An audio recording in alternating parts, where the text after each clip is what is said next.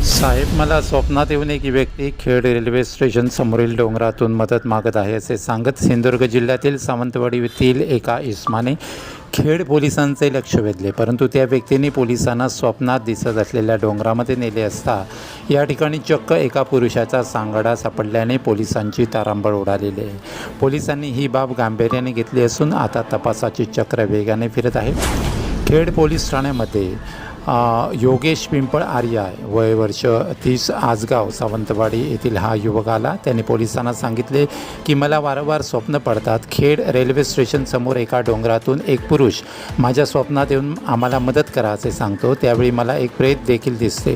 सर्वप्रथम पोलिसांनी यावर विश्वास ठेवलेला नाही. मात्र त्यानंतर पोलीस निरीक्षक नितीन भोयर यांनी कर्मचाऱ्यांसह या भागाची पाहणी केली. त्यावेळी खेड रेल्वे स्टेशन समोर असलेल्या भास्ते घाटातील जंगलामध्ये एका आंब्याच्या झाडा